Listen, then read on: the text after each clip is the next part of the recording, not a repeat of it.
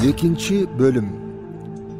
Сүйүктүү пайгамбарыбыздын саллаллаху алейхи вассалам дүйнөгө келиши жана бала чагы. Жер жүзү ыймансыздыктын караңгылыгы каптап турган чак. Адамзат тарыхында зулум, мыкаачылык өкүм сүргөн убак. Көз жашын төгүп ыйлаган көздөр эмес, адамзаттын жан дүйнөсү эле. Көз жатар көлдөй төгүлгөн кайгыдан аалам кандайдыр бир кутулуш жолун күтүп чукуранып турган. Жер жүзү сүйүнүч, кубаныч жана эркиндиктин булагы болгон жалгыз Алла Таалага ишенүү акыйдасынан алыс калган болчу. Ишенимсиздик, карайлаган адашуудан адамдардын айласы куруп, бир Аллахтын ордуна бир топ жасалма кудайлар көңүлдөрдү көр кылып ээлеп алган. Чыныгы эгесин издеген жандардын үнү Кудайга жеткен болчу. Караңгы доор. Бул доордун аты Жахилия. Башкача айтканда караңгы доор. Бирок илимдин териси болгон караңгылык эмес, ыймандын териси болгон, ыймансыздыктын караңгылыгы өкүм сүрүп турган доор эле. Адамдар бири-бирин жеген жырткычтардай мээрим, боорукерликтин ордуна бузукулуктун, караңгылыктын, зулумдуктун сазына белчесинен батышкан кез. Залимдердин зулум камчысы алдында бейбечаранын көз жашы тыйылар түрү жок эле. Таухид акыйдасы. Кыйраган ар бир доор караңгылыкка батат. Анткени асмандар менен жердин нуру болгон Алла Таалага ишенүү адамдардын көңүлдөрүнө орнобосо, адамдардын рухтары булганып, абирлери карарып, бузулууга бет алат. Дин жана динге тиешелүү бардык туура негиздер кыйраган бул доордо бир Алла Таалага ишенгендер анча-мынча бар болсо да өтө аз жана анык, багытсыз болгондуктан эч кимдин көңүлүн өзүнө бурган эмес. Жахилияда бутпарастык. Бутпарастар ыйык каабанын ичин ар кандай буттар менен толтуруп, аларга сыйынып, ошону менен сыймыктанышчу. Айрым сабаттуулары буттарды Аллаха жакындатуучу ортомчу катары кабыл кылышчу. Бир аятта бул абал төмөнкүчө берилген. Биз ошол кудайларыбызга алар бизди Аллаха ого бетер жакын калышса деп гана сыйынабыз дешет. Муну менен адамдын жаратылышына маанилүү аманат катары берилген колчулук сезими туура эмес колдонулуп, кыянатка дуушар болгон адамдар даракка, ташка, отко, сууга, ай күнгө, жылдыздарга сыйынып калышкан. Ал тургай талкан, быштак сыяктуу желе турган нерселерден өз колдору менен жасашкан буттарга сыйынып жүрүп, анан курсактары ачканда аларды жеп салышчу. Бул тантык ой пикир менен беймани түшүнүктү Куран төмөнкүчө баяндап айтат.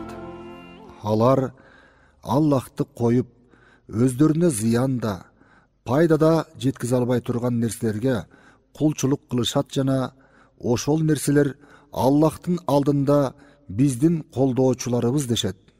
Айткын, Аллаха асмандардагы жана жердеги ал билбей турган нерселерди, шериктерди билдирип коймокчусуңарбы?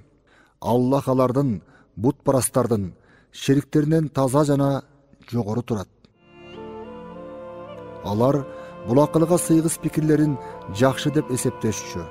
Эң чоң себеп катары ата бабаларыбыз ушундай кылып келген деп айтышар эле. Бутпарастарга Аллах түшүргөн өкүмдөргө баш ийгиле деп айтылган кезде алар жок, биз аталарыбызды кандай жолдо тапкан болсок, ошого ээрчийбиз дешет. Эгерде аталары эч нерсеге акылдары жетпеген, туура жолду таба алышпаган болушса да, ушинтеби? Кыздардын трагедиясы. Жахилия дооруна тиешелүү дагы бир жамандыкты Курани Карим төмөнкүчө баяндайт. Качан алардын бирөөсүнө кыздуу болгону жөнүндө сүйүнчү айтылса, ачууга буулугуп, жүздөрү карарып кетет. Дагы ал кызды айласыз кор болуп алып калуу же тирүүлөй топуракка көмүү жөнүндө ойго батып, өзүнө сүйүнчүлөгөн нерсенин кыздуу болуунун жамандыгынан намыс кылып адамдардан жашырынып алат. Байкагыла, алар бул кылыктары менен кандай жаман туура эмес өкүм чыгарышат. Караңгы доордо кыз төрөлсө ачууланып, түнөрүп, өтө нааразы болуп, уяттан элге көрүнбөй жашынышчу. Мындай кабарды угар замат айласын таппай өтө оңтойсуз абалга кабылчу. Жаштарга тешик таппай, эки иштин кайсынысын кылсам деп бир чечимге келе албай айласы куручу. Коомчулуктун ичинде кордолууга чыдап, кызды өлтүрбөй тирүү калтырабы, же болбосо намысын тазалоо үчүн кызын өлтүрөбү? Мына аялзат жахилия доорунда ушундайча кордолчу жана мындайча кордоо, шылдыңдоо, төмөн даражага түшүрүү жахилия доорундагы арабтарга гана тиешелүү эмес эле. Рим жана Сасани империяларында да ушундай абал бар эле. Ошондуктан ислам дини жалгыз Арабиядагы аялдарга эмес, ааламдагы бүткүл аялдарга жаңылануу алып келген. Ооба, алгачкы жолу Куран мындай айбандыкка каршы чыгып, кандай себеп менен болсо дагы балдардын өлтүрүлүшүнө тыюу салган. Балдарыңарды кембагалдыктан коркуп өлтүрбөгүлө. Силерге да, аларга да биз ырыскы беребиз. Алла Таала аларга мындай деп айткан сыяктуу: балдарыңарды эмне үчүн өлтүрүп жатасыңар? Силерге да, аларга да ырыскыны мен беремин. Көрбөй турасыңарбы? Жер жүзү даркан дасторкон сымал даярдалып силерге дүйүм ырыскылар сунулууда. Асман силерге жардамга келүүдө. Булуттарды силер үчүн айдап келип, жамгыр жаадырган, жер бетине көп сандаган өсүмдүктөрдү өстүргөн менден башка ким болушу мүмкүн? Булардын баарына күбө болуп туруп, кайсы акыл, кайсы абир жана кайсы ынсап менен балдарыңарды өлтүрүп жатасыңар? Унутпагыла, мындай залимдер жазасыз калбайт. Кураны Каримдеги тирүүлөй көмүлгөн ар бир кыздан кандай күнөө себептүү өлтүрүлгөнү суралган кезде деген маанидеги аят ошол доордун ырайымсыздыгы тууралуу кабар берүүдө. Бир күнү бир сахаба пайгамбарыбызга саллаллаху алейхи вассалам келип, жахилия дооруна тиешелүү бул мыкаачылыкты төмөнкүчө айтып берет. О Аллахтын элчиси, биз жахилия доорунда кыздарыбызды тирүүлөй көмчүбүз. Менин да бир кызым бар эле. Апасына муну кийиндир, таекесине алып барам дедим. Аял мунун эмне экенин билчү. Кызы бир аздан кийин аңгеке ыргытыларын жана анда жан талашып өлөрүн билсе да, анын бул жапайылыкка каршы чыкканга акысы жок болчу. Ыйлап басылмак. Аялым айтканымды аткарды. Кызым чынында эле таекесиникине баратам деп ойлоп, кубанып, ары бери чуркап атты. Аны колунан жетелеп, мурдатан казып даярдап койгон бир аңгектин жанына алып келдим. Ага, аңгекти карасаң дедим. Эмеле ылдый карап жатканда аны бир тээп аңгекке түшүрүп жибердим. Бирок бир колу менен аңгектин жээгин кармап асылып калды. Бир жактан жан талашып жатат. Бир жактан атаке, үстүң булганып калды деп кийимимди тазалаганга аракеттенип жатты. Мен буга карабастан аны дагы бир жолу тээп, аңгекке түшүрүп, тирүүлөй топуракка көм салдым. Сахаба муну айтып жатканда Аллахтын элчиси саллаллаху алейхи вассалам жана жанындагылар эчкире ыйлап жатышты. Бирөө, сен Аллахтын элчисин эмнеге капалантып атасың дегенде, пайгамбарыбыз саллаллаху алейхи вассалам кайрабаштан: дагы бир жолу айтчы дейт. Ал киши окуяны дагы бир жолу айтып берет. Пайгамбарыбыздын саллаллаху алейхи вассалам көздөрүнөн сызылган жаштары куттуу сакалынан ылдый агып жатты. Аллахтын элчиси саллаллаху алейхи вассалам трагедиялуу окуяны кайра айттыруу менен төмөнкү нерсени айткысы келип турду. Мына, силер исламдан мурун ушундай болчусуңар. Кайра айттыруу менен исламдын силерге берген адамгерчилигин дагы бир жолу эстетейин дедим. Ошол учур, манакей, Дүйнөгө ошол улуу зат келе жаткан эле. Дүйнөнүн түшүнүк ой жүгүртүү жолун өзү менен бирге алып келген нур аркылуу өзгөртүүчү теңдешсиз инсан, Аллахтын соңку элчиси саллаллаху алейхи вассалам келе жаткан эле. Жиндер жана инсандарга түбөлүк бакыт жолун көрсөтүүчү Азирети Мухаммед саллаллаху алейхи вассалам келе жаткан эле. Биздин замандын 571 жылы 20 апрелде пил окуясынан 50-55 күндөн кийин ай календары боюнча Рабиул Аввал айынын 12 түнү жуманын 1 күнү таң агарып келе жатканда Меккеде жөнөкөй бир үйдө аалам мырзасы сүйүктүү пайгамбарыбыз Мухаммед саллаллаху алейхи вассалам дүйнөгө келди.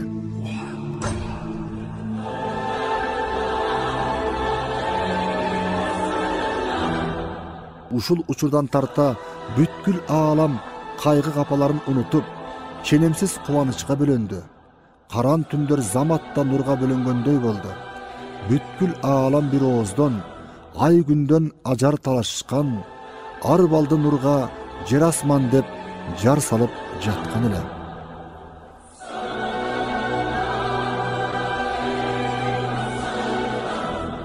Апасынын сөзү боюнча, жер жүзүндө башка эч бир энеге насип болбогон теңдешсиз сый-урматка арзыган пайгамбарыбыздын саллаллаху алейхи вассалам апасы ал окуяны мындайча баяндайт.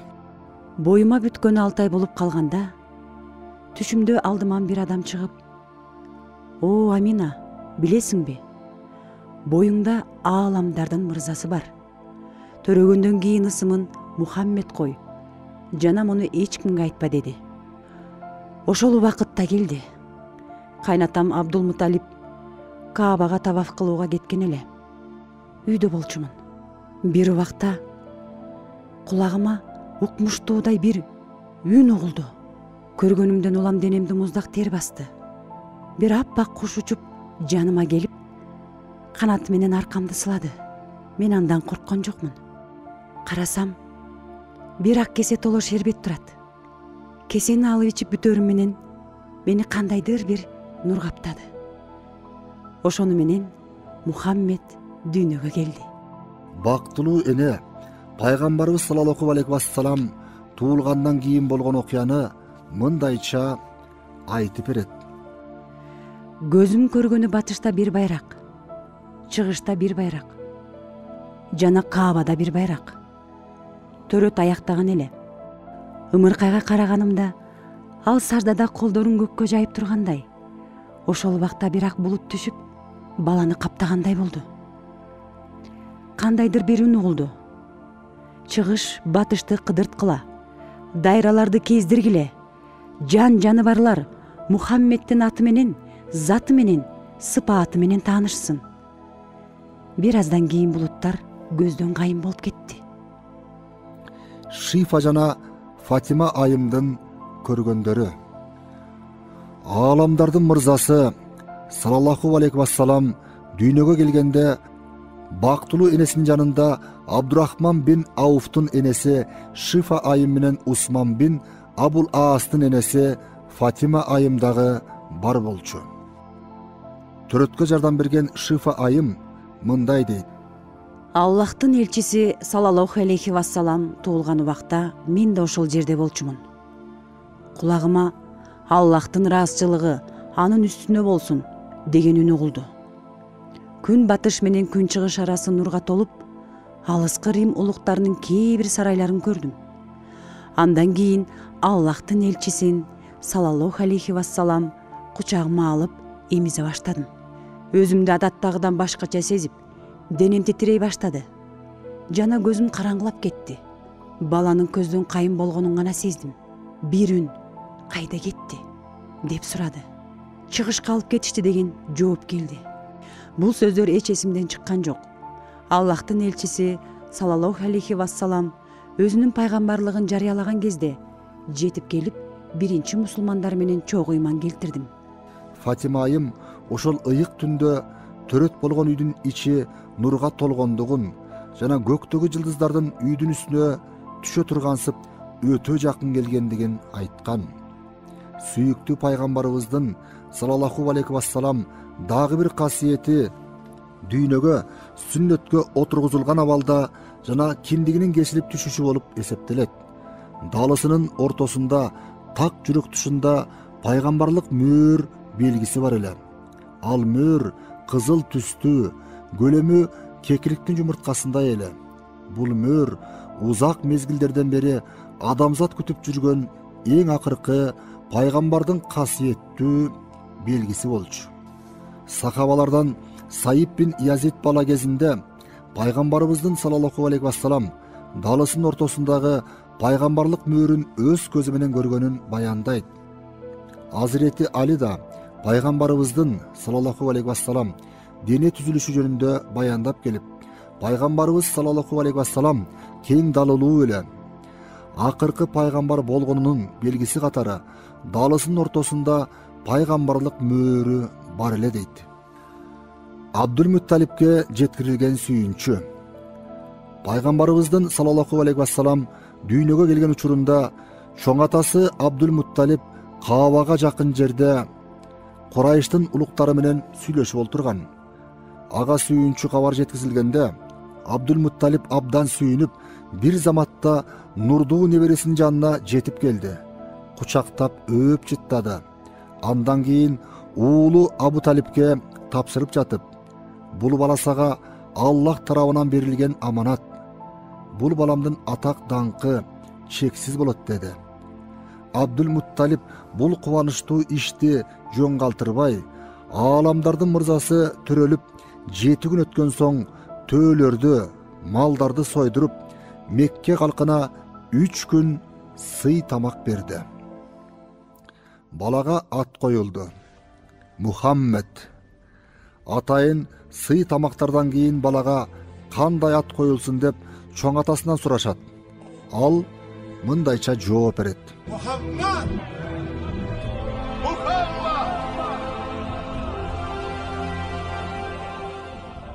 Эмне үчүн ата бабаларыңын биринин атын койбостон ушул ысымды койдуң деп сурашканда, Аллах жана адамдар аны даңазалашы үчүн деп жооп берди.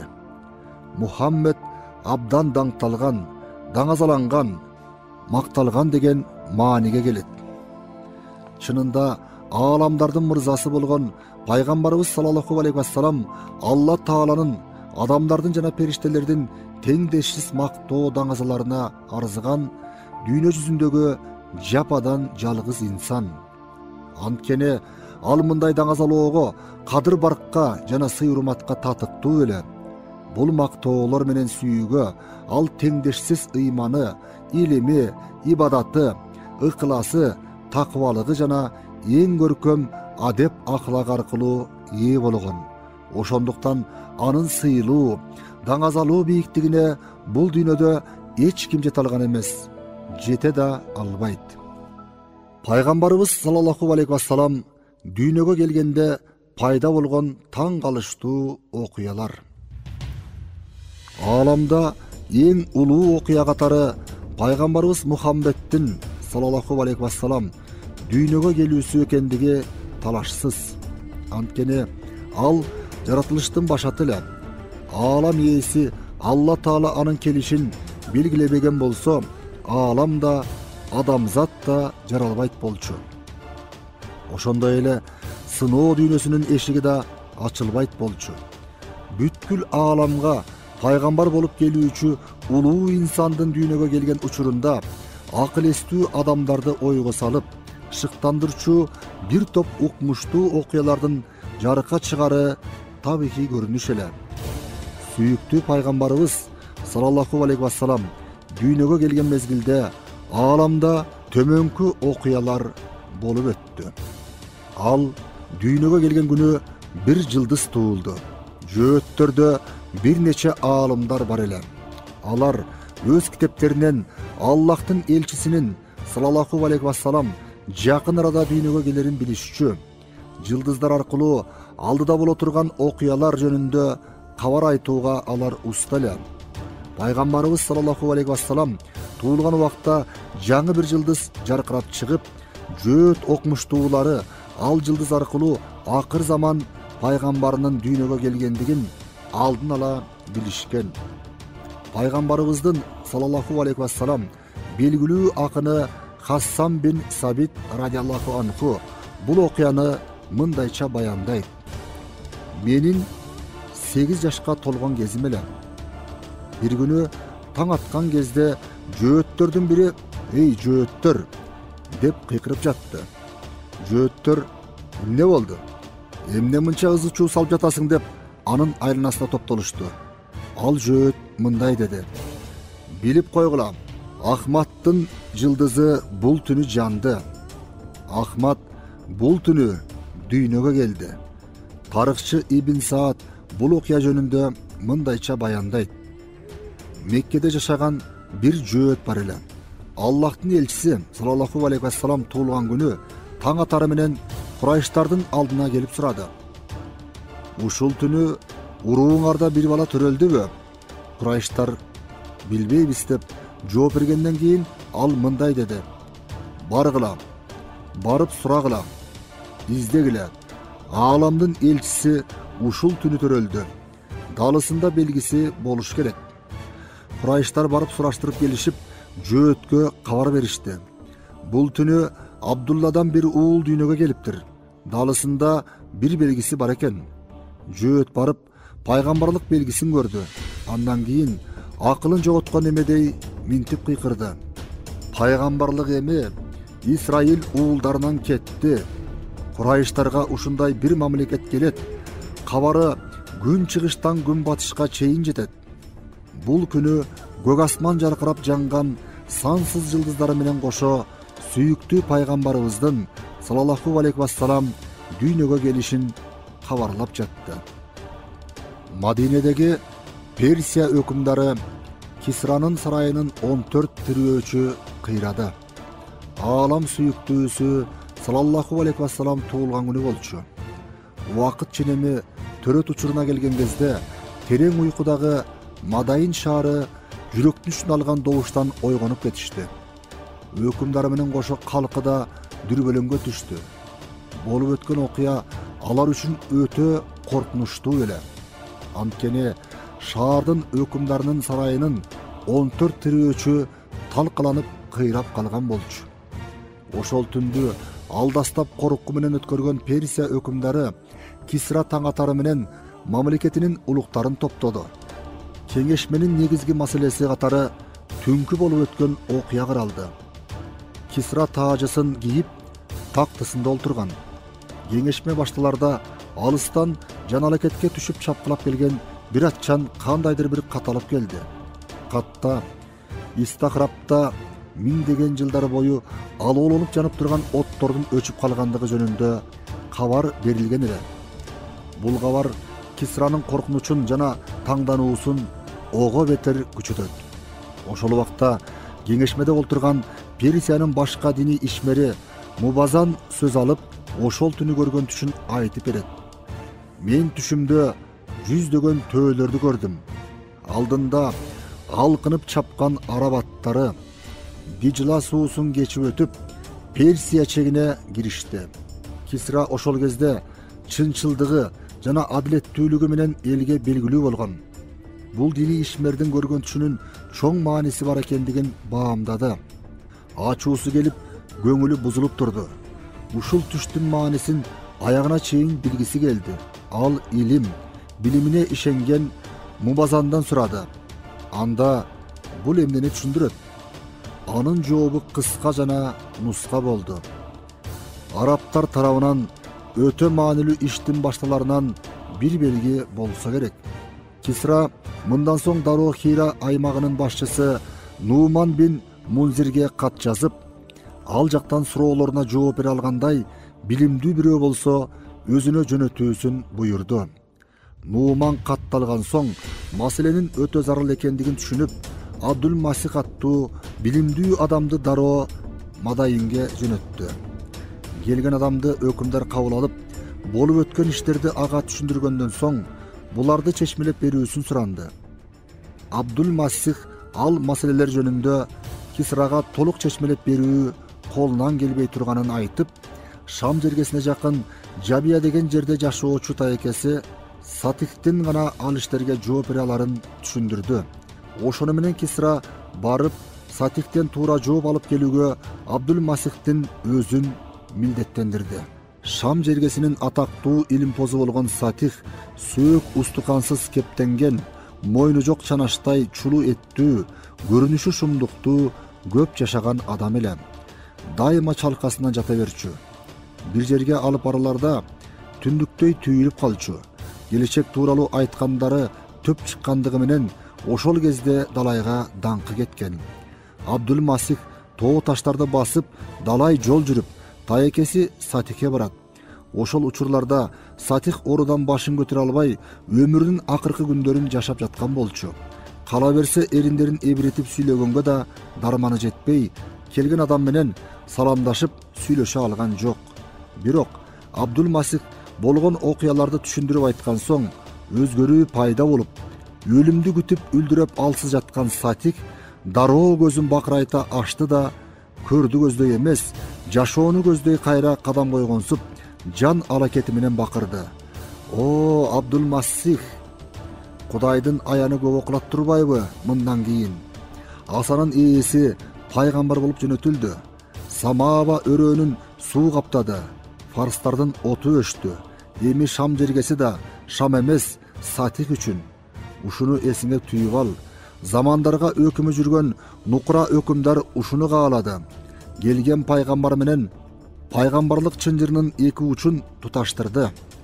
Сатих терең дем алган соң мындай деп кошумчалады. Сасанийлерде кулаган тирөөчтөрдүн эсебинде өкүмдар келет. Андан соң өкүм ордун табат. Бул сөздөрдү эптеп айтып бүтөрү менен кудум ушул милдетти гана күтүп жашап тургансып, жан үзүп, акырет жайды көздөй сапар тартты. Чынында эле өчпөс нурду ааламга алып келген улуу пайгамбарыбыз саллаллаху алейхи вассалам дүйнөгө келип, 67 жыл өкүм сүргөн 14 өкүмдардын башкаруусунан кийин атактуу Кадисия окуясында Персия мамлекети мусулмандардын аймагына кошулду. Каабанын ичиндеги айкелдердин көпчүлүгү кыйрады. Курайш бутпарастары жер жүзүндө Алла Тааланын бир гана жаратуучу экендигин айгинелеген, жер бетиндеги алгачкы болуп курулган ибадат жай Каабаны кара түнөккө айлантып, ар кандай айкелдер менен толтурулуп, ошолорго сыйынышар эле. Ошол убакта пайгамбарыбыздын саллаллаху алейхи вассалам дүйнөгө келиши менен ошол айкелдердин көбү ордунан жүз төмөн кулап түшкөн. Бул окуя дүйнөгө келген Аллахтын элчисинин саллаллаху алейхи вассалам эң негизги милдети жахилияны жок кылуу жана бир Алла Таалага ишенүү, байрагын орнотуудан кабар берген. Дүйнө буга да күбө болду. Ошол сүйүктүү пайгамбарыбыз саллаллаху алейхи вассалам кыска убакытта Каабаны жансыз айкелдерден тазалагандай эле көңүлдөрдөгү караңгылыкты да ислам ыйманы менен тазалады. 1000 жылдардан бери өчпөй күйүп турган мажусилердин оту бир заматта өчүп калды. Мажусилер булотко Аллахка сыйынгандай сыйынышчу. Пайгамбарыбыз саллаллаху алейхи вассалам дүйнөгө келери менен булот океан толкундары каптагандай бир убакыт эле өчүп калды. Демек, дүйнөгө көз жарган пайгамбарыбыз саллаллаху алейхи вассалам айкелиге, отко, сууга сыйынуучулукту да жок кылуу менен жер жүзүн аты заты бир болгон Алла Тааланын нуру менен жарык кылмак. Ошондой эле пайгамбарыбыз саллаллаху алейхи вассалам бул дүйнөгө көз жарган түнү жогоркулардан башка көптөгөн таң калыштуу окуялар көрүлгөн. Мисалы, Табария аймагындагы Ыйык көл деп саналып жүргөн атактуу Саба көлү бир заматта суусу тып-тыйпыл кургап калган. Батыш менен чыгышта кичинекей бир ооз үйдөй жаркыраткан нур көрүнгөн. Самаба өрөөнү менен кошо Самаба шаарын сел каптап, андагы жашоочулар тоолордун башына качып чыгышкан. Көк асмандан түнү бою жерди көздөй жыбыраган жылдыздар төгүлүп, жаап турганы көрүлдү.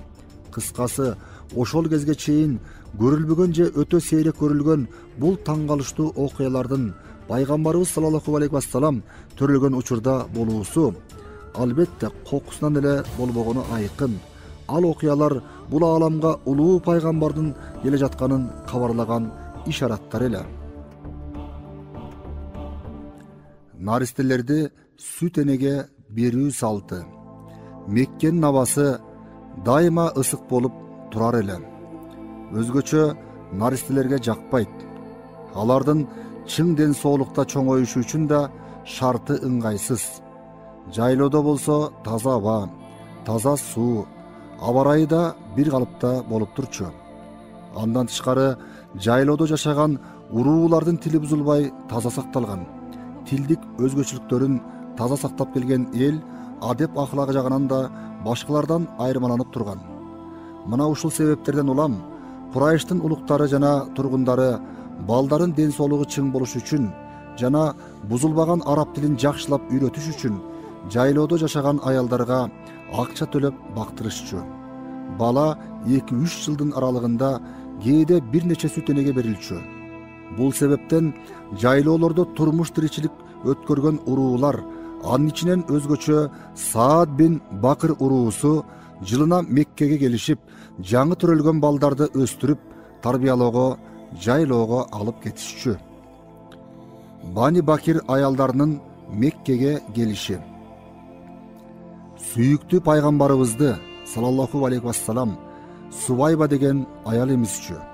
Ошол мезгилде Саад уулдарынын журтунда аба ырайы өтө ысык болуп, мурун болуп көрбөгөндөй кургакчылык өкүм сүрүп жаткан.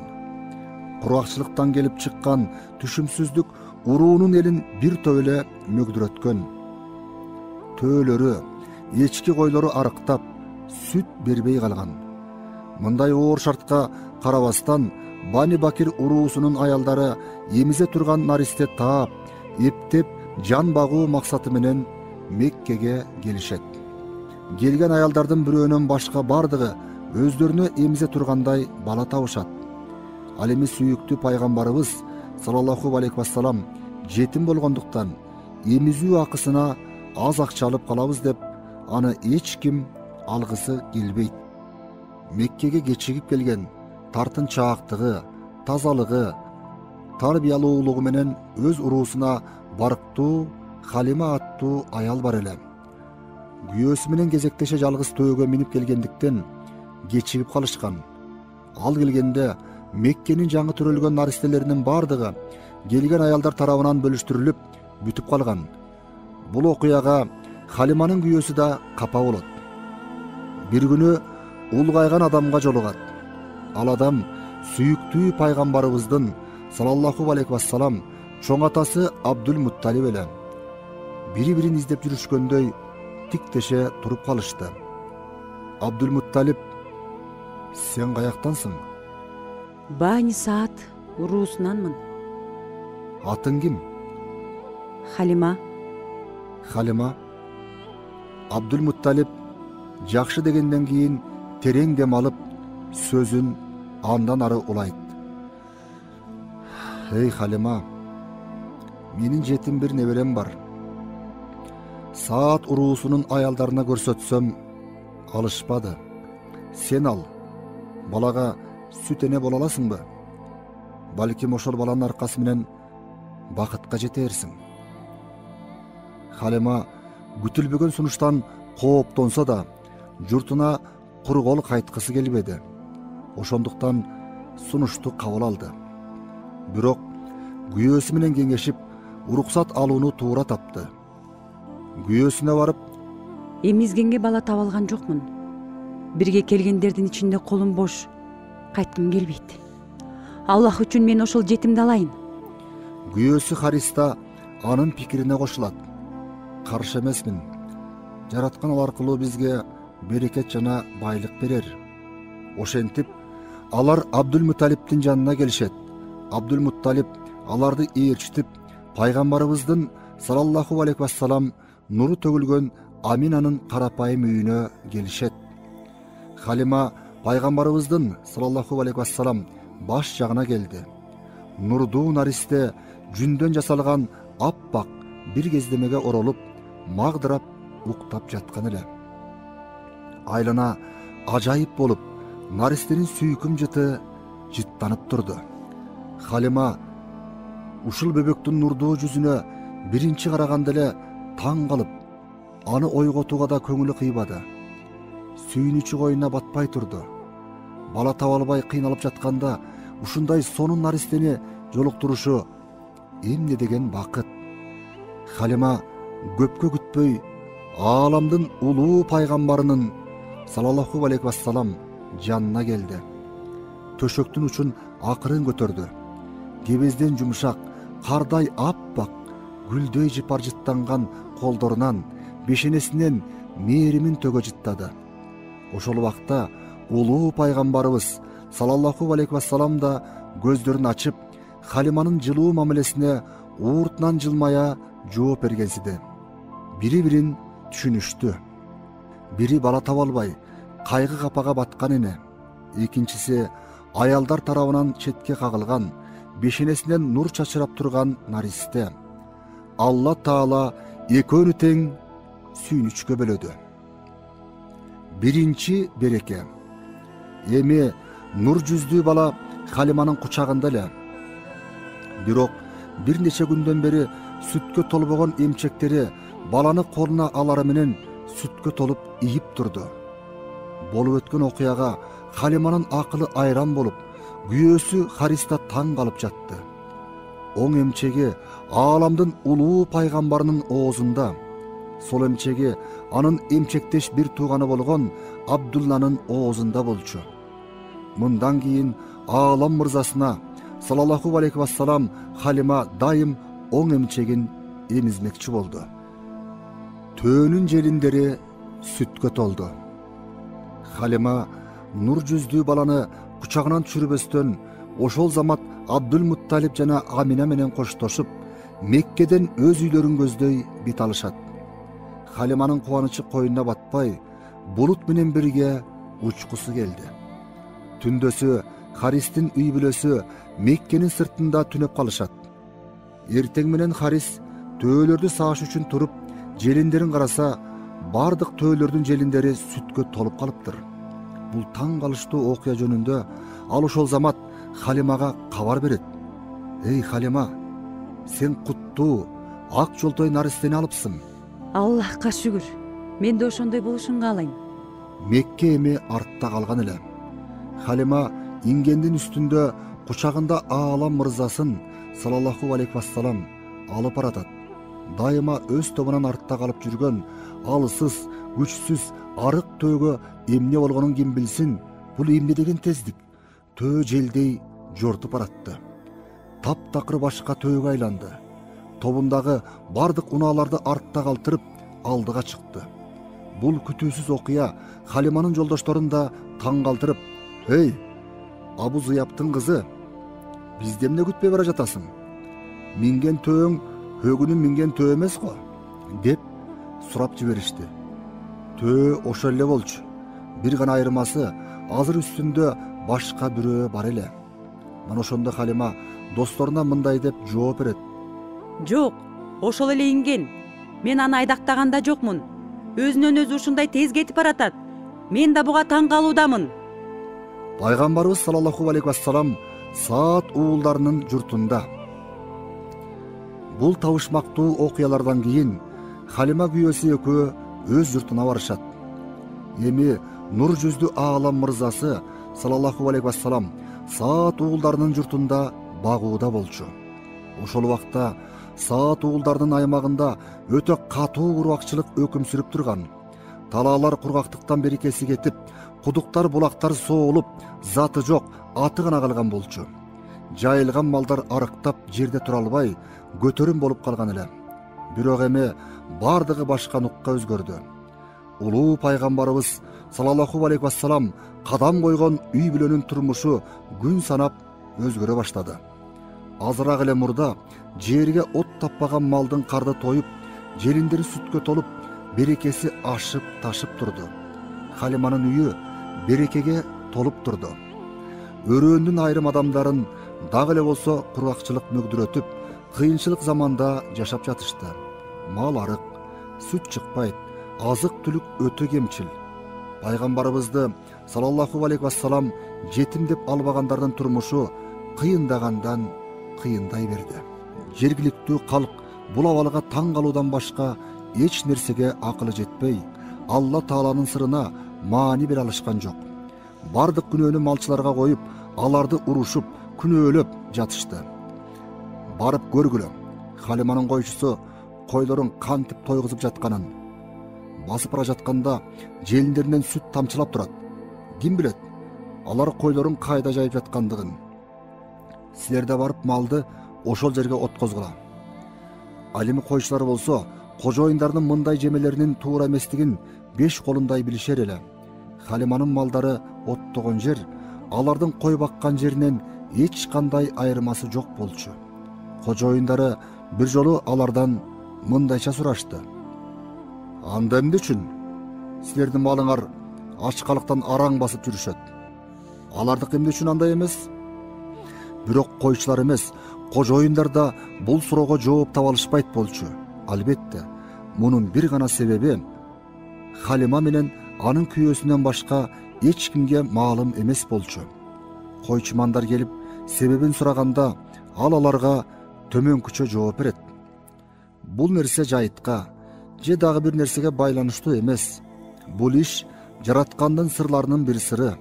Баары биз Меккеден келерибиз менен башталды." Бул сөздөрдөн алардын эч кимиси эч нерсе түшүнүшкөн жок. Калк түшүнбөгөн сыр мындайча эле: Ааламдын жалгыз ээси болгон Алла Таала эң жакшы көргөн кулу болгон пайгамбарыбызды саллаллаху алейхи вассалам үйүндө сыйлуу конок кылгандыгы үчүн Халиманын үйүнө мээримин төгүп, сый урмат тартуулап жаткан эле. Халима күйөөсү экөө муну эң жакшы билишчү. Ошол себептүү нур жүздүү баланы өзгөчө багышты. Пайгамбарыбыздын саллаллаху алейхи вассалам энесине алып келиниши, баккан аялдардын эмизген нариселерин кайра кайтарып берүү убактысы да келип жетти. Ошону менен бирге аны багып чоңойткон, өз уулдарынан да артыгыраак сүйгөн Халиманын көңүлүн кайгы капа каптады. Себеби баланы энесине кайтарып берүү убактысы келген эле да. Халима да эми өзү баккан баланын 5 жыттанган жыпар-жытынан алыс калат болчу. Бирок убада боюнча баланы Меккеге алып келип, энесине тапшыргандан башка чарасы жок болчу. Өз денесиндеги сүтүн эмизген экинчи энесинин көңүлү суз тартып, ал эми өз энесинин дүйнөсү сүйүнүчкө толгон эле. Бири өз уулун алганына сүйүнүп, экинчиси андан айрылганына күйүп жанып турду. Ошол убакта сүт энеси Халиманын оюна бир илхам келип, чын дили менен мындайча сунуш кылды: "Мага уулуңарды дагы бир нече ай жанымда калтыра аласыңарбы? Мен бул ысык Меккенин ар кандай жугуштуу ооруларынан коркуп жатам." Бул сунуш жана сураныч чын дилден эле. Анын сөздөрү оозунан эмес, чын дилинен чыккан болчу. Азиз эне Амина бул жароокер жана ыкыластуу өтүнүчкө каршы тура албай, Халиманын сунушуна макул болду. Пайгамбарыбыз саллаллаху алейхи вассалам кайрадан Саат уулдарынын журтунда. Халима максатына жеткен эле. Тилегинин аткарылышына көңүлү көтөрүлүп, баланы алып кайрадан журтуна кайтты. Ааламдын улуу пайгамбары саллаллаху алейхи вассалам эми эмчектеш бир тууганы болгон Абдулла менен бирге козуларды кайтарууга чыга баштады. Улуу пайгамбар саллаллаху алейхи вассалам ар дайым көк асманга карар эле. Кандайдыр ал жактан бир нерселерди күткөндөй кунт коюп тигилчү. Асмандан бир кол сунулуп, аны чексиз ааламга алып кетчүдөй сезилчү. Пайгамбарыбыздын саллаллаху алейхи вассалам башынан кандайдыр бир булут каалыгып, аны күн ысыгынан коргоочу. Ал сүйлөгөндө анын ар бир сөзү салмактуу, мазмундуу эле. Анын сүйлөгөн сөзүнөн эле жөнөкөйлүгү, зиректиги, оор басырыктуулугу, эң сонун тарбиясы көрүнүп турчу. Курбулары да аны менен абдан жакын дос болгонго аракет кылышчу. Ошентип, сүйүктүү пайгамбарыбыз саллаллаху алейхи вассалам Саат уулдары журтунда жашоосун эркин жана көңүлдүү өткөрүп жаткан. Пайгамбарыбыздын саллаллаху алейхи вассалам көкүрөгүнүн жарылышы. Күн нуру айланага берекесин чачып турган жаз күндөрүнүн бири эле. Нур жүздүү пайгамбарыбыз саллаллаху алейхи вассалам эмчектеш бир тууганы Абдулла менен бирге үйлөрүнө жакын бир жерде козуларын оттотуп жатышкан. Бир дарактын астындагы жумшак чөптүн үстүндө олтурушуп, чечиле сүйлөшүп жатып, бир маалда Абдулла дарактын салкын көлөкөсүндө мемиреп уктап кетет.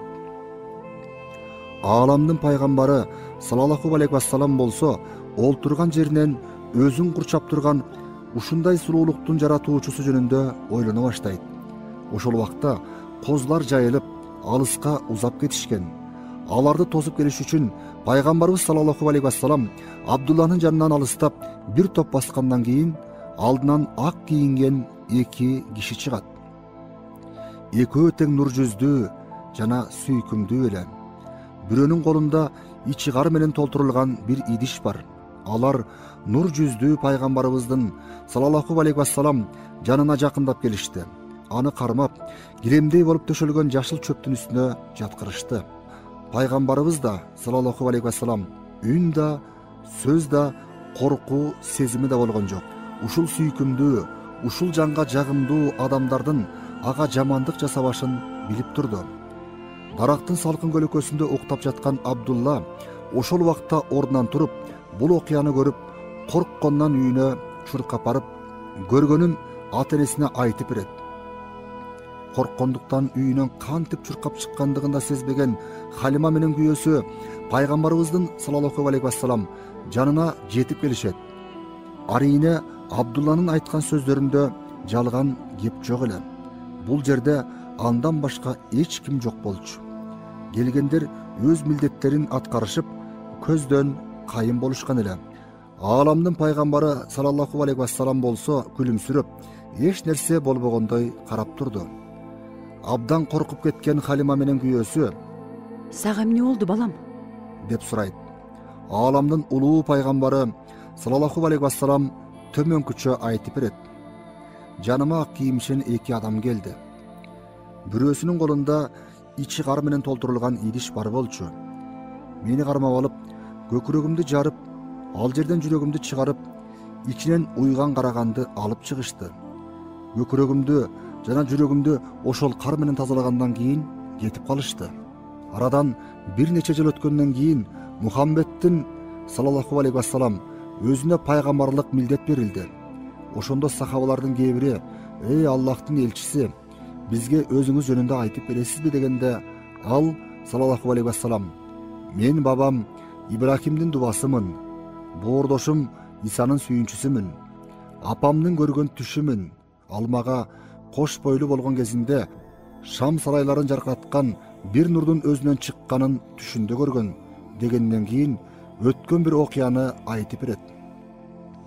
"Мен Саад бин Бакыр уулдарында сүт эмип чоңойдум. Бир күнү эмчектеш бир тууганым менен экөөбүз үйүбүздүн жанында козуларды откозуп жатканбыз. Ошол убакта жаныбызга ак кийимчен эки киши келди. Биринин колунда ичи кар менен толтурулган бир идиш бар болчу. Мени кармап алып, көкүрөгүмдү жарып, жүрөгүмдү тазалашкан. Ал жерден уйган бир ууч кан алып салышты. Көкүрөгүмдү жана жүрөгүмдү ошол кар менен тазалашты." Ушул окуя болгондо улуу пайгамбарыбыздын саллаллаху алейхи вассалам жүрөгү жараткандын нуру менен тазаланып, асыл рух менен толтурулган болчу. Ошол эле убакта пайгамбарыбыз саллаллаху алейхи вассалам кичинекей кезинде эле Алла Тааланын нуруна бөлөнүп, ар кандай шектүү ойдон, ишенбөөчүлүктөн оолактатылып тазаланган. Пайгамбарыбыздын саллаллаху алейхи вассалам энесине кайрадан алып келиниши. Пайгамбарыбыз саллаллаху алейхи вассалам чоңоюп, жетилип калган. Башынан өткөн кереметтүү окуялар, өзгөчө көкүрөгүнүн жарылышы Халиманы ойго чөмүлчү болду. Жанындай көргөн уулунун башына мүшкүл түшпөгөй эле деп коркот. Мындай коркунучтуу ойлордун соңку натыйжасы катары Халима менен күйөөсү Харистин чечими мындай болду: бир балия боло электе наристени өз энесине тапшыралы. Халиманын ичи ачышса да, эмне кыла алат эле? Нурдуу наристе ага болгону аманат катары берилбеди беле? Аманатка кантип кыянат кыла алат? Саат уулдарынын калкына 4 жылы бою жарык нурун чачкан ааламдын сүйүктүүсү саллаллаху алейхи вассалам эми минтип өз энесине Меккеге кайтмак болду. Ооба, ал дал ушул шаардан дүйнөнү таптакыр башка түскө боеп, башкача нурдантат болчу. Мана эми сүйүктүү пайгамбарыбыз саллаллаху алейхи вассалам өз энесинин ысык кучагына, мээримдүү колуна, мартабалуу үйүнө келди. Сүт энеси Халима ааламдын нурун Меккеге таштап, өз журтуна кайтат. Бирок пайгамбарыбыз саллаллаху алейхи вассалам анын өмүрүнүн аягына чейин унута алган жок. 4 жыл бою мээрим төккөн мамилесин кантип унутат эле? Аны көргөн сайын апаке, апаке деп урматтап, сый менен кайрылып, ар түрдүү муктаждыгын сурап, бар болсо берүүгө аракеттенчү.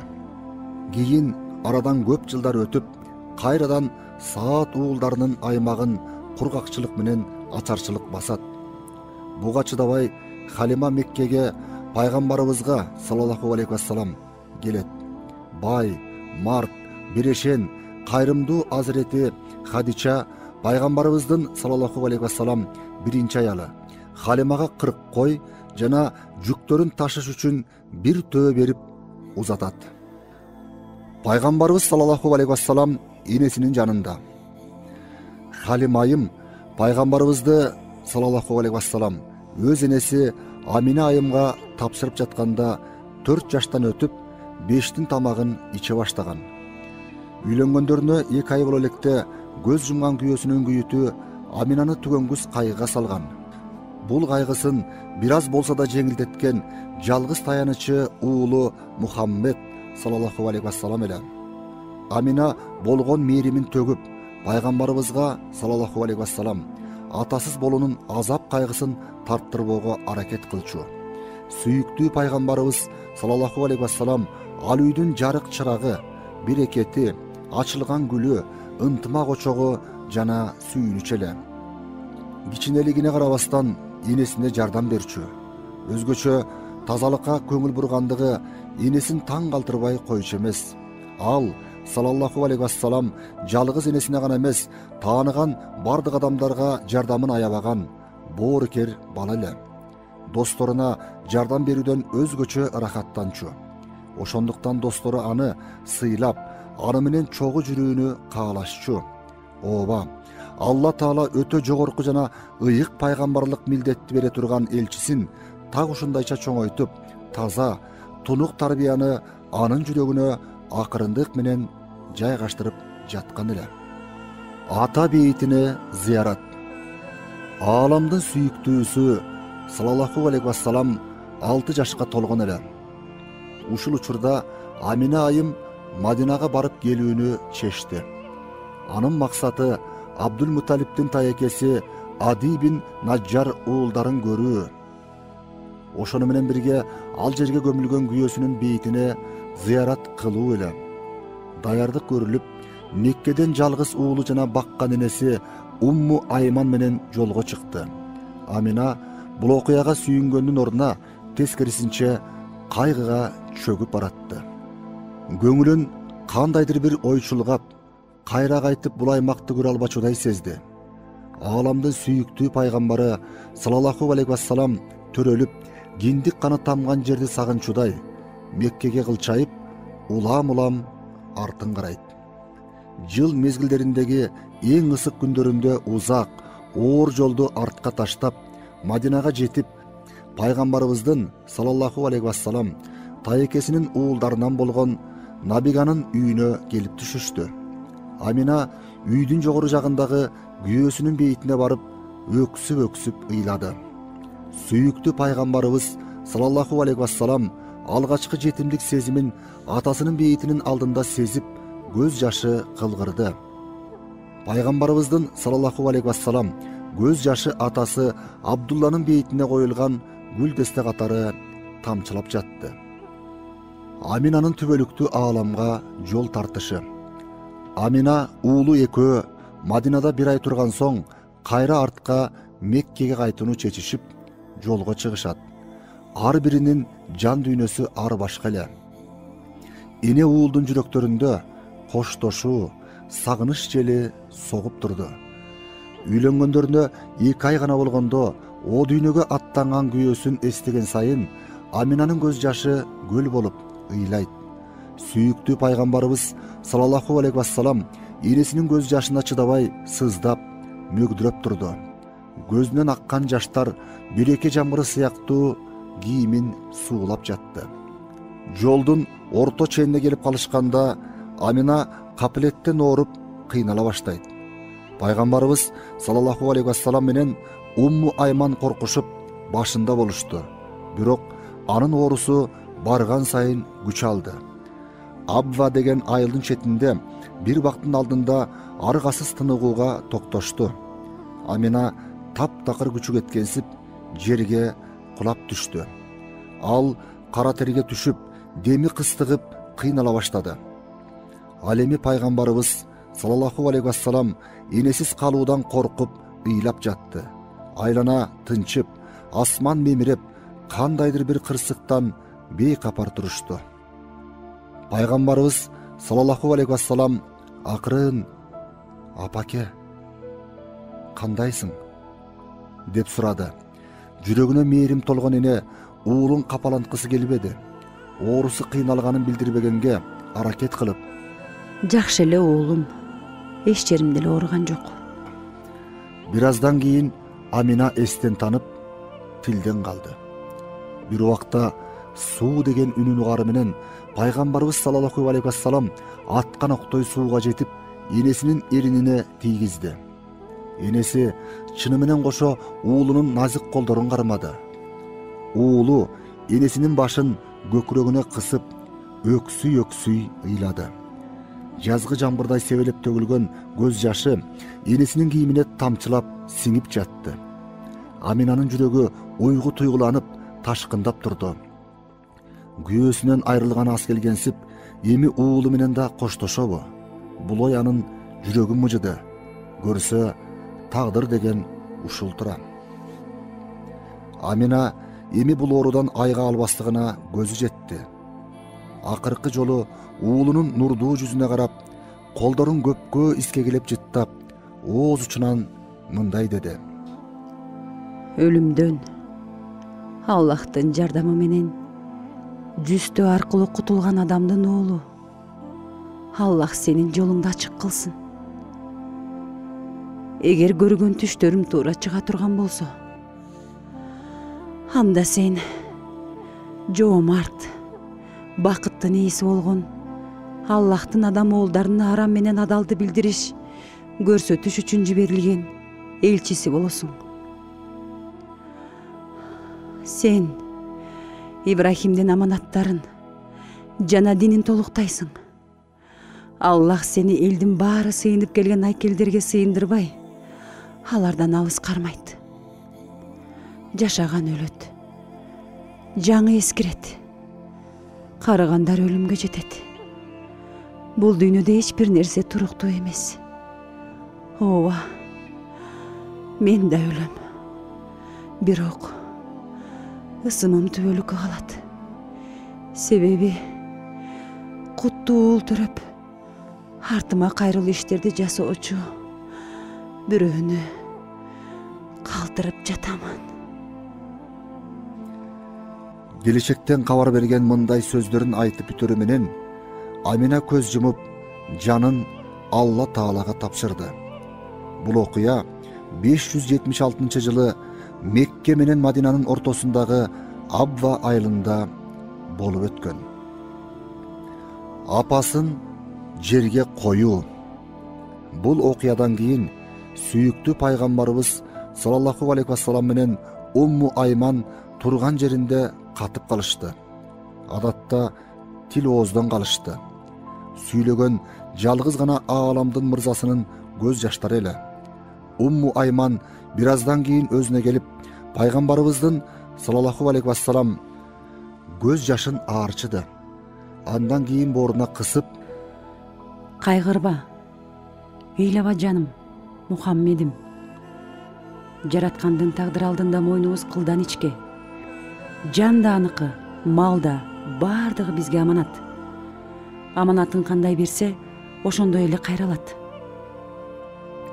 Сүйүктүү пайгамбарыбыз саллаллаху алейхи вассалам терең бир үшкүрүнүп алып мындай деди: мен да билем, анын өкүмүнө ар дайым моюн сунам.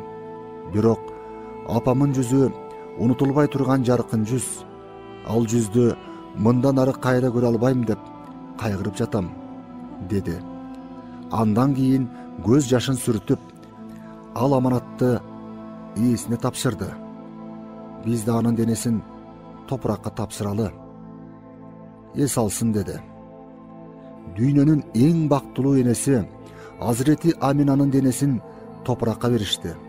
Руху болсо ааламдын мырзасын боорунан чыгаргандыгы үчүн ким билет, канчалаган бийиктиктерде периштелер менен майрам кылып жүргөндүр.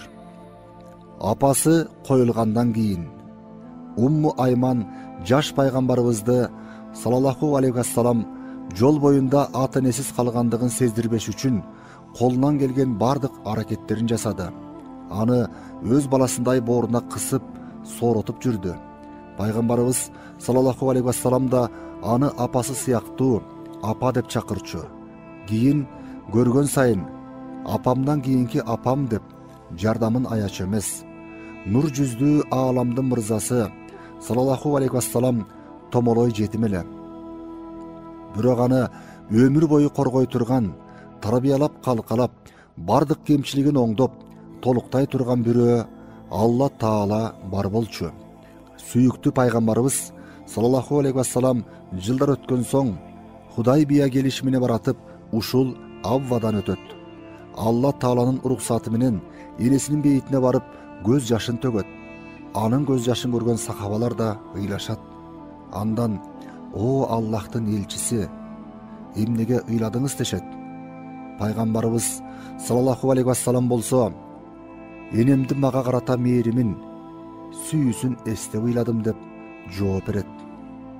Эрте көз жумгандыгынын себептери. Мындай суроо туулушу мүмкүн.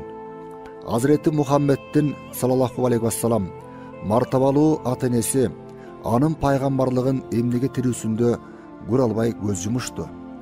Ага ыйман келтирүү аларга эмнеге насип болгон жок? Пайгамбарыбыз саллаллаху алейхи вассалам эмне үчүн мынча азап тартты? Эң оболу улуу Алла Таала өзүнүн сыйлуу пайгамбарын жеке өзүнүн тарбиясына алып, ата энесинин милдеттенмесине калтырган жок. Пайгамбарыбызга саллаллаху алейхи вассалам аалам боюнча абдан чоң милдет жүктөлгөн эле. Алла Тааланын унутулуп калган динин кайрадан эң сонун түрдө улантууга милдеттендирилген. Бул улуу милдетти жалгыз өзү аткара алыш үчүн эрки күчтүү жана чыдамкай болууга тийиш болчу. Анткени каршысында абдан көп жана ташпоор ыймансыздар бар эле. Бул жагдайдан алып караганда пайгамбарыбыз саллаллаху алейхи вассалам жаш кезинен эле турмуш мектебинин эң катаал сынактарынан өттү.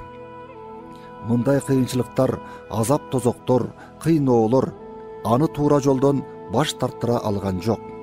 Пайгамбарыбыз саллаллаху алейхи вассалам баштан өткөн оор турмуштун азап кайгыларына назар салганыбызда ийгилик жана бакты таалайдын жалгыз Алла Таалага чын ыкыластан берилгендик менен гана адамдарга келе тургандыгын сезүүгө болот.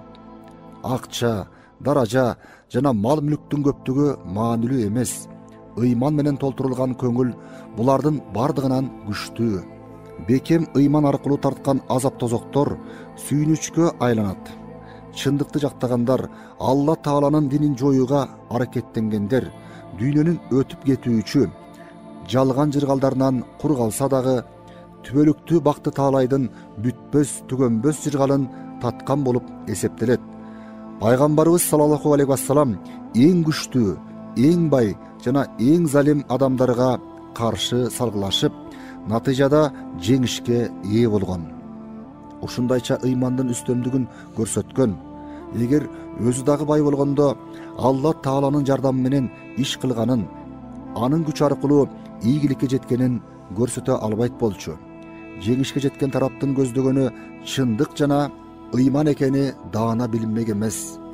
А чынында болсо пайгамбарыбыздын саллаллаху алейхи вассалам каршысындагы күчтүүлөр, байлар, төбөлдөр кылган бардык зулумдарына карабастан жеңилүүгө дуушар болушкан. Ушундайча ыймандын үстөмдүгү ачык түрдө далилденген. Чындыкка кызмат кылбаган байлыктын, бийликтин жана күчтүн дагы өтүмсүздүгү аныкталган. Убагында кембагал жашаган пайгамбарыбыз саллаллаху алейхи вассалам негизги маанилүү жана түбөлүктүү болгон нерсе бул акырет байлык экенин өзү жашаган турмушу менен көрсөткөн. Алла Таала эгер бир кулун сүйсө, же аны дүйнөгө жатыктырат, же болбосо дүйнөнү ага жатыркатат деген ой эң маанилүү чындыкты туюндуруп турат. Ушундайча көңүлүн түбөлүктүү турак жайы болгон акыретке бурат жана ага ээ болууга багыт көрсөтөт. Бул чындыкты эң жакшы билген Аллахтын элчиси саллаллаху алейхи вассалам өз өмүрүндө бутунун алдына келген дүйнө байлыктарын эмес, өз ыктыяры менен акырет бакты таалайын тандап алган. Пайгамбарыбыздын саллаллаху алейхи вассалам ата энесинин ыйманы.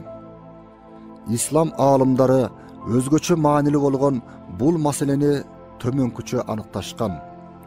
Ибрахим пайгамбардан алейхиссалам баштап пайгамбарыбызга саллаллаху алейхи вассалам чейин келген бул нурдуу тукумдун адамдары чыныгы динге ыйман келтирбей калышкан эмес. Алардын ар бири каапырлыктын караңгылыгынан өтө алыс жашап, таза көңүлдөрүн ширк менен, арам нерселер менен кирдеткен эмес. Эми пайгамбарыбыздын саллаллаху алейхи вассалам өз ата энесинин ыйманы тууралуу айталы. Пайгамбарыбыздын саллаллаху алейхи вассалам ата энесинин ыйманы менен кетишкенин, андыктан бейишке бара тургандыгын ислам аалымдары бир нече далилдер менен тастыкташкан. Алар төмөнкүлөр.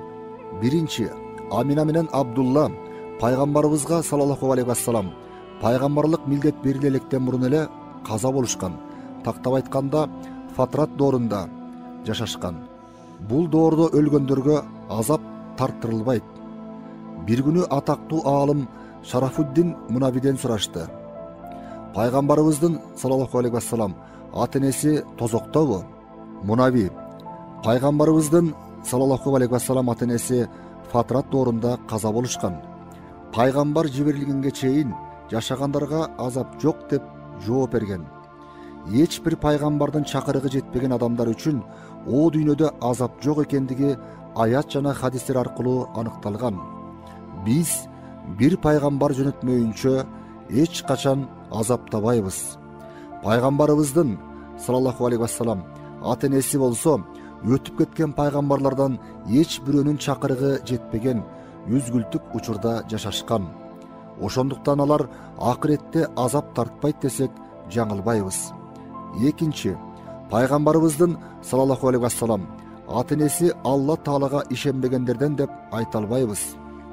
Алар Зайд бин Амир бин Нуфайл, Варака бин Науфал сыяктуулардай бабалары Ибрахимден алейхиссалам бери келе жаткан акыйда жана ыйман менен амал кылган ханифтерден эле.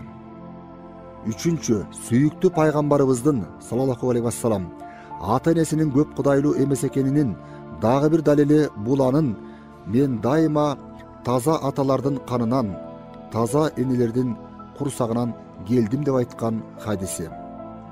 Куранда бутпарастар гир, ыпылас адамдар деп сыпатталган.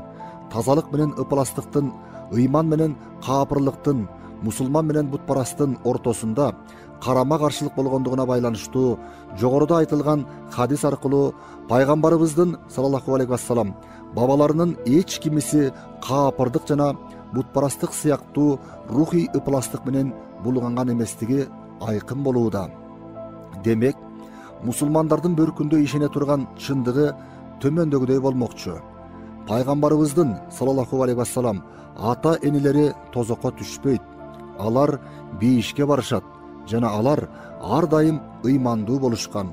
Улуу жараткан өзүнүн сүйүктүү элчисинин жүрөгүн жана ал жүрөктө сакталган балалык мээримин эч качан иренжитпейт. Пайгамбарыбыз саллаллаху алейхи вассалам Чоң атасы Абдулмуталиптин коргоосунда 6 жашында энесинен ажыраган пайгамбарыбызды саллаллаху алейхи вассалам улгайган чоң атасы Абдулмуталип колуна алат. Курайштын уруу башчысы Абдулмуталип да пайгамбарыбыздын саллаллаху алейхи вассалам нурунан өз насибин алган эле. Ошол нур ага өтө бийик өзгөчөлүктөрдү жана сыпаттарды тартуулаган.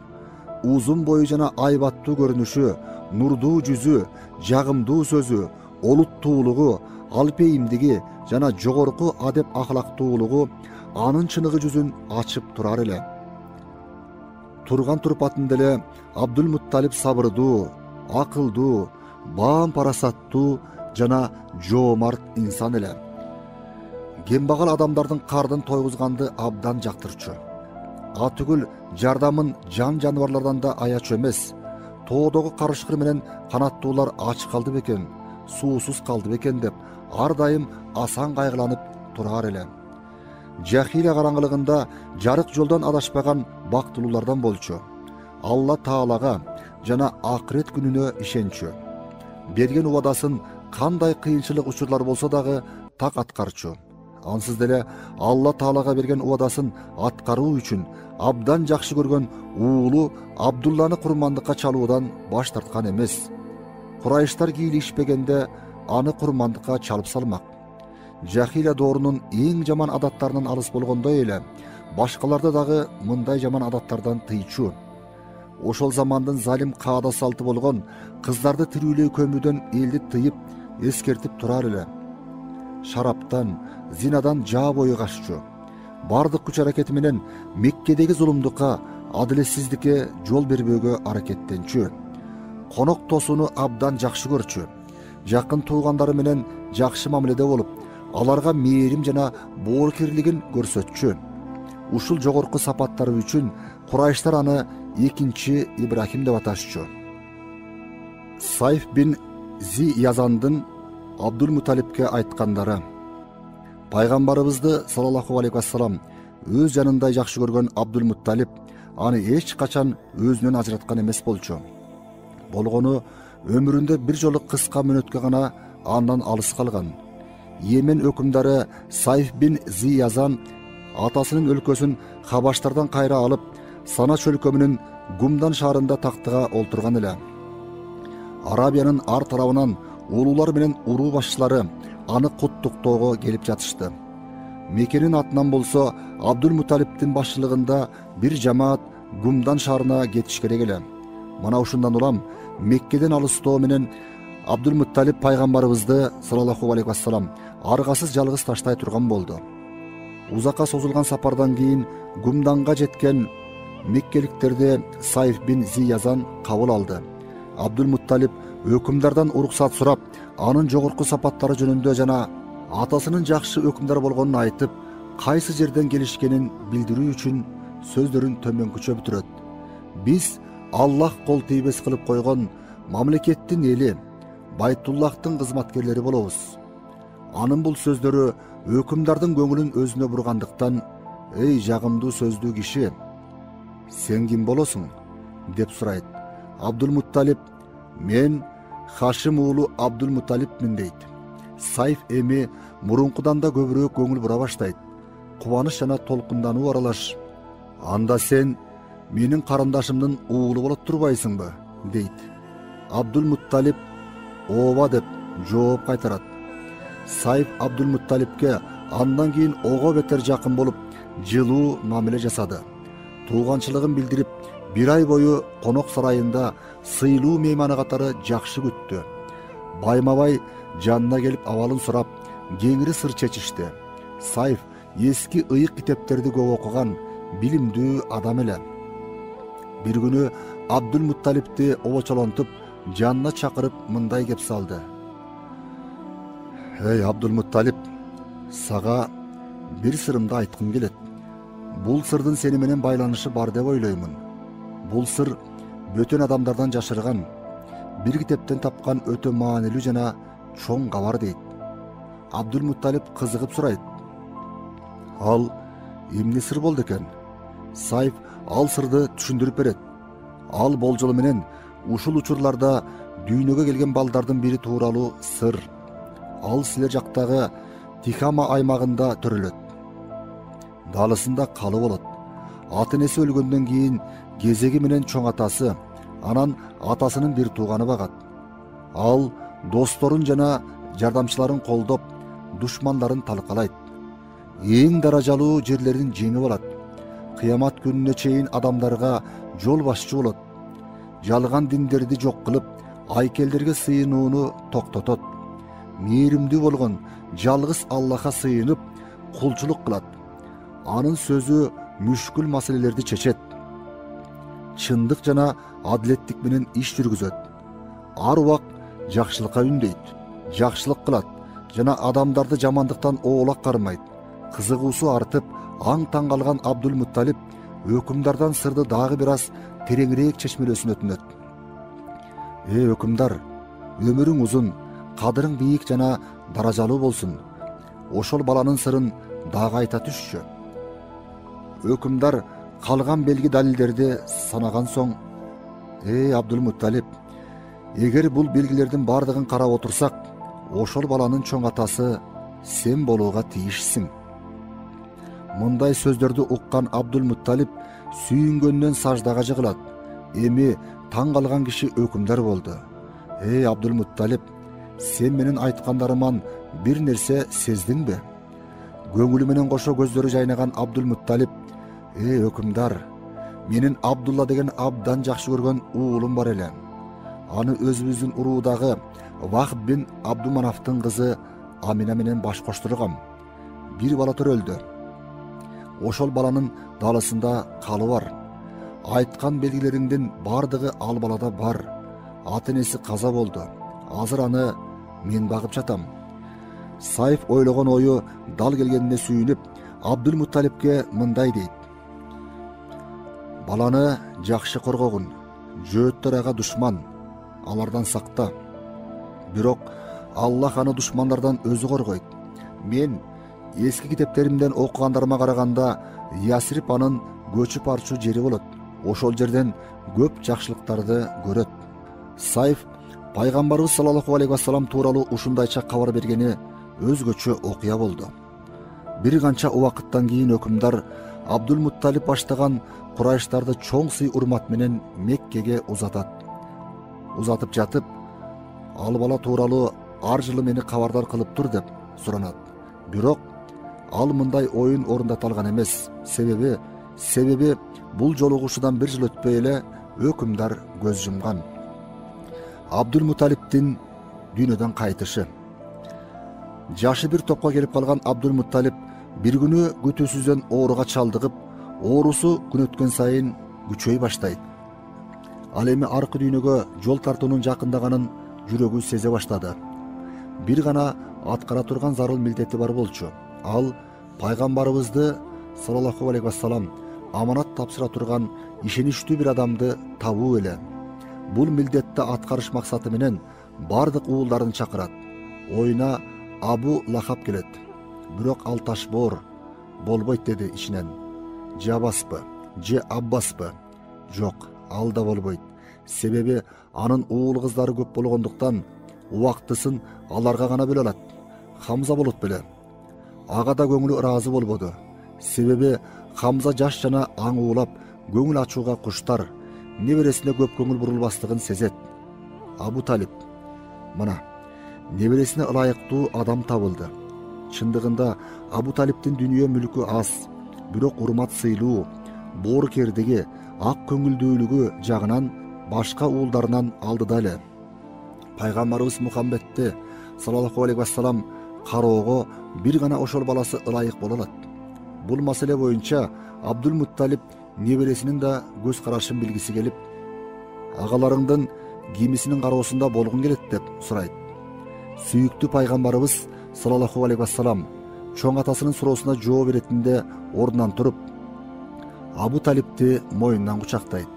Ал муну менен аталаш агасы Абу Талиптин асыроосуна макул экендигин билдирет.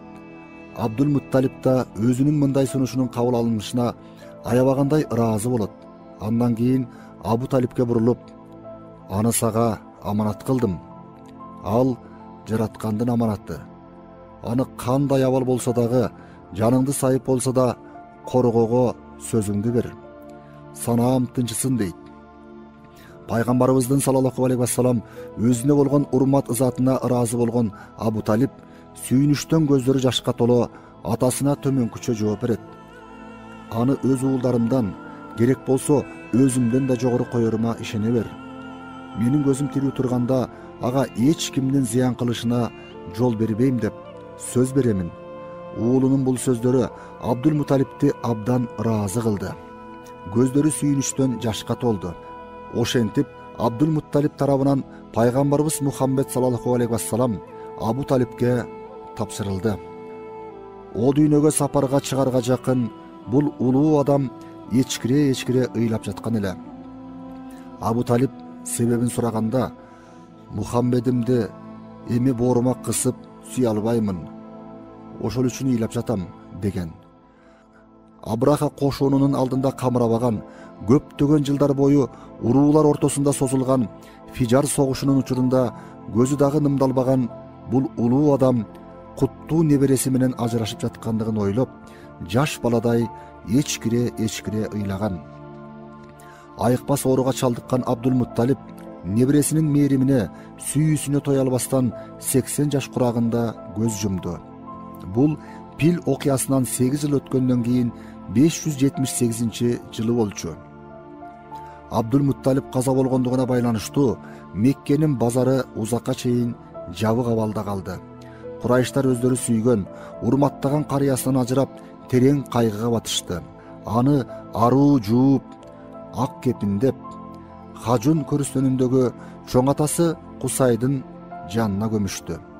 Пайгамбарыбыз саллаллаху алейхи вассалам чоң атасынан айрылуунун оор кайгысын тартып, жүрөгү сыздап, көз жашын көлдөтүп, көпкө чейин ыйлады. Ата энесинен айрылуусун бул өлүм ага кайрадан бир жолу эстеткендей болду. Пайгамбарыбыздын саллаллаху алейхи вассалам өмүрүнүн алгачкы 8 жылы ушундайча кайгы муңдуу, жакындарынан айрылуу ичинде өттү. Анын улуу руху жана мээримдүү жүрөгү ошол мезгилден баштап келечекте боло турган кыйынчылыктарга чыдаш үчүн азап тозоктуу, оош кыйыштуу дүйнөдө даярдалып жатты.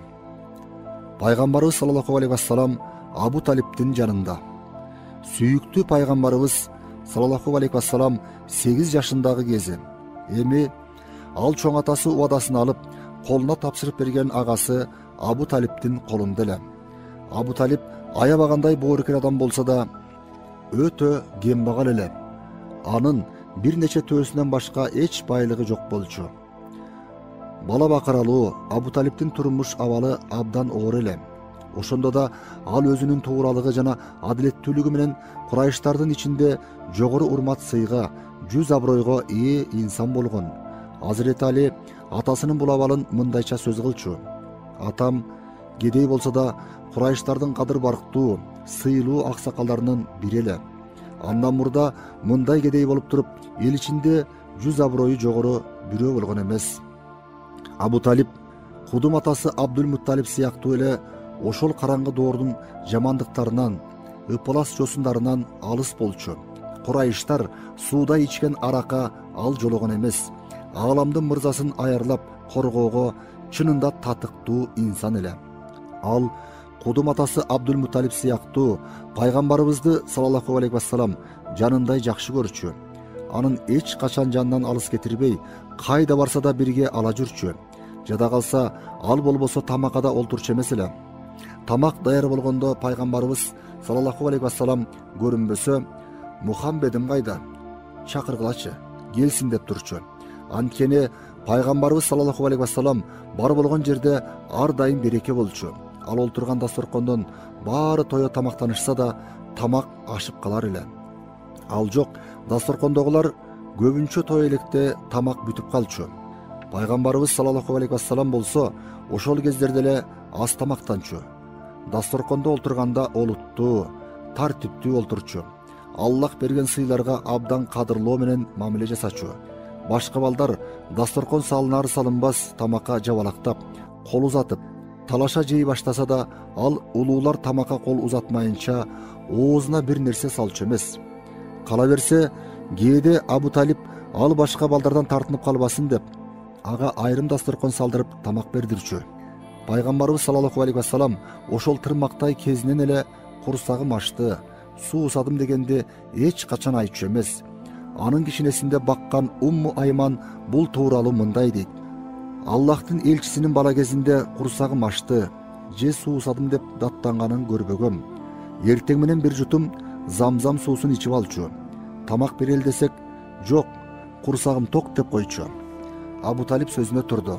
Аллахтын элчисин саллаллаху алейхи вассалам 40 жылга жакын коргоду. Анын бул жакшылыгы жоопсуз калган жок.